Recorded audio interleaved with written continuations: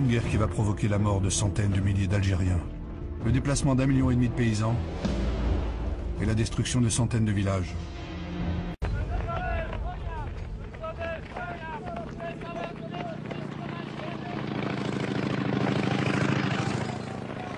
Alors que partout ailleurs on fête la victoire, des militaires français traquent les responsables d'un massacre commis dans les villes de Sétif et de Guelma. À l'agression brutale va répondre la répression aveugle.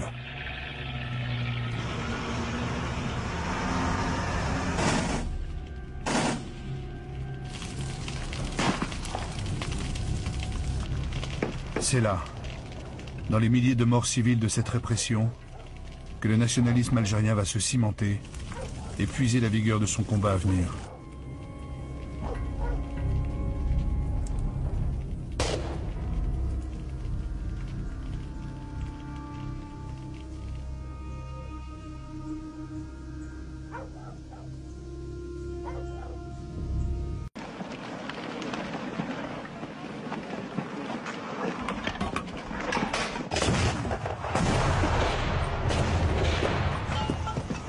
La réponse du gouvernement français est donc claire. La répression.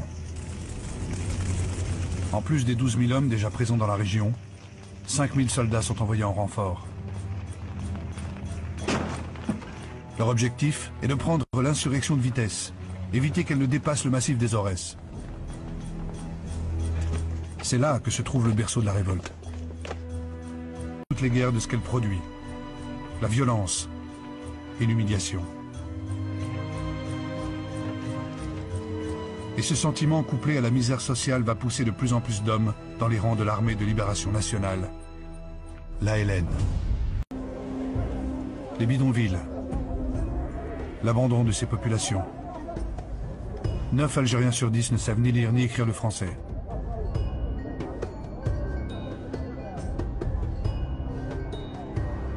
Il sait que ce sont là les ferments de toutes les révolutions.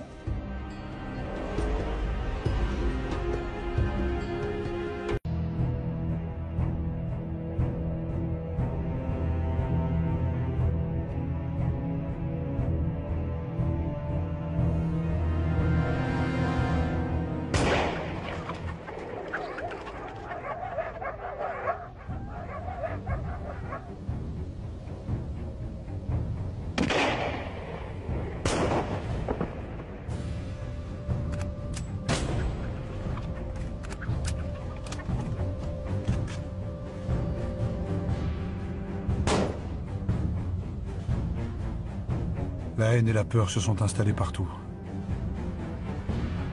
Il s'y mêle désormais la soif de vengeance des milices civiles que Soustelle cherche à désarmer afin d'éviter l'escalade du sang.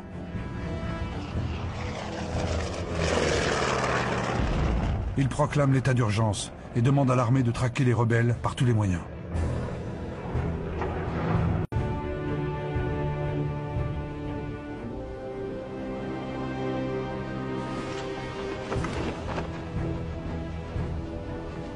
Cette répression fera 12 000 morts d'après le FLN. Un enfant de 12 ans, Mohand Kefash, décrit ce qu'il voit. C'est devenu routinier. Les militaires arrivent, nous rassemblent, ils nous interrogent sur les félagas. Ils crient. Ils menacent de fusiller les personnes qui les cachent ou les nourrissent. Ça dure 2 ou 3 heures. Au début, j'avais peur. Maintenant, j'ai appris à apprivoiser ma peur. On essaie tous de rester impassibles.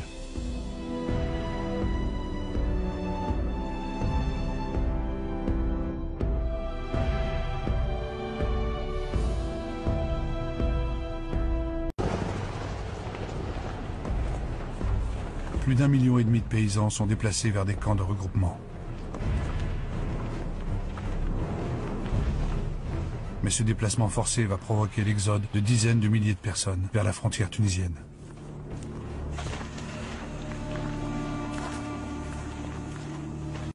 La torture est une réalité de la bataille d'Alger, et l'une de ses armes les plus sinistres.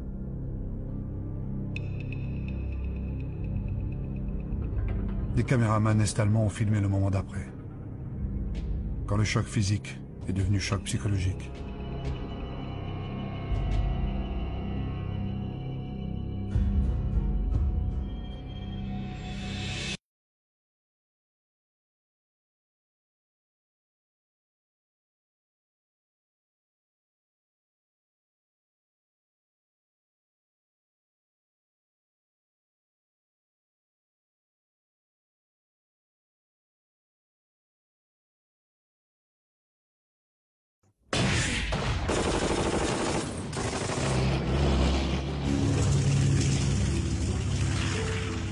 S'il cherche l'apaisement politique, De Gaulle désire aussi la victoire militaire. Il s'engage avec brutalité dans la guerre, avec toujours le même objectif: affaiblir l'adversaire en vue des négociations.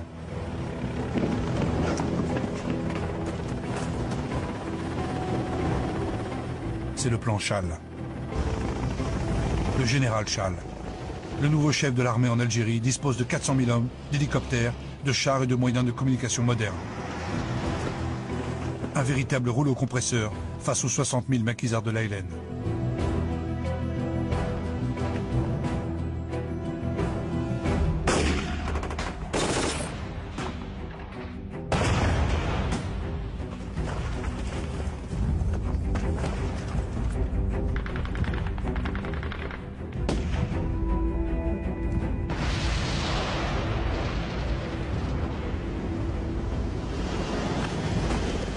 Dans cet écrasement programmé, le pouvoir a autorisé l'utilisation d'une arme terrifiante, interdite par les conventions internationales.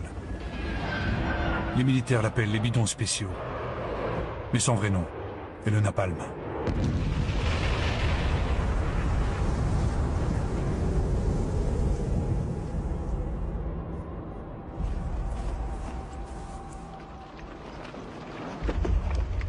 Les unités de l'ALN, les Katibas, sont coupés de leur commandement.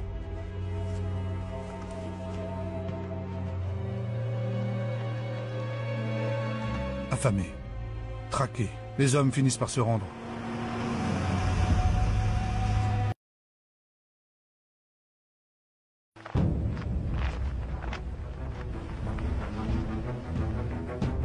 L'indépendance de l'Algérie est officiellement proclamée le 5 juillet 1962. Alors qu'à Oran, la guerre connaît ses dernières convulsions avec l'enlèvement et le massacre de centaines de Français. Partout ailleurs, c'est une liesse immense.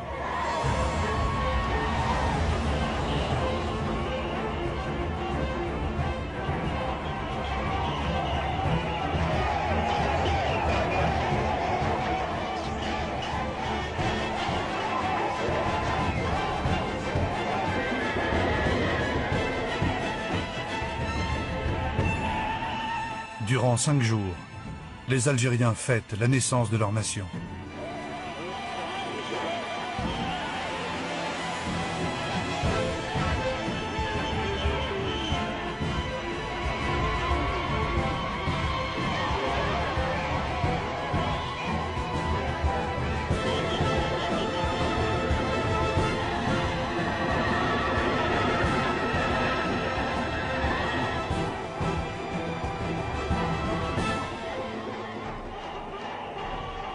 Et c'est à l'issue d'une lutte sévère au sein des différents courants du FLN qu'Ahmed Ben Bella devient le premier président de la République algérienne.